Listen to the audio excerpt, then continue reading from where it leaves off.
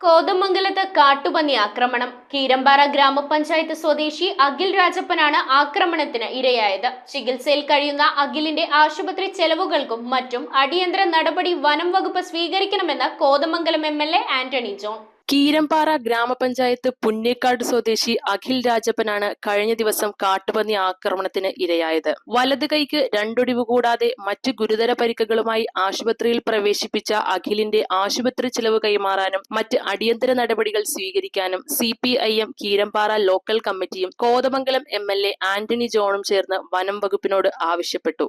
കീരമ്പാറ പുന്നേക്കാട് സ്വദേശി അഖിൽ രാജപ്പൻ ഇന്നലെ ഞായറാഴ്ച ജോലി കഴിഞ്ഞ് ജോലി സ്ഥലത്ത് നിന്ന് വീട്ടിലേക്ക് വരുന്ന വഴിക്ക് രാത്രി 8 മണിയോട് കൂടി പുന്നേക്കാട് തട്ടേക്കാട് റൂട്ടിൽ വെച്ച് കാട്ടുപന്നിയുടെ ആക്രമണത്തിന് വിധേയമായി ഗുരുതരമായി പരിക്കുപറ്റി കോതമംഗലം ബെസോലിയസ് ആശുപത്രിയിൽ ചികിത്സയിലാണ്. അപ്പോൾ അദ്ദേഹത്തിന് അടിയന്തരമായിട്ട് ഒരു ഓപ്പറേഷൻ കഴിഞ്ഞിട്ടുണ്ട്. അപ്പോൾ ഈ വിഷയമായിട്ട് ബന്ധപ്പെട്ട് വനം വകുപ്പിൻ്റെ ഭാഗത്തു നിന്നും ഈ ബൈക്ക് യാത്രക്കാർക്കും അതുപോലെ തന്നെ വാഹനങ്ങളിൽ സഞ്ചരിക്കുന്നവർക്കും സുരക്ഷ ഒരുക്കുന്നതിന് വേണ്ടിയിട്ടുള്ള ഒരു അടിയന്തര ഇടപെടൽ നിരവധി തവണ ആവശ്യം ഉന്നയിച്ചുകൊണ്ട് നമ്മൾ പല സമരങ്ങളും പ്രക്ഷോഭങ്ങളൊക്കെ സംഘടിപ്പിച്ചതാണ്. എങ്കിൽ പോലും അതിന് ഇതുവരെ ഒരു ശാശ്വതമായ പരിഹാരം കണ്ടിട്ടില്ല.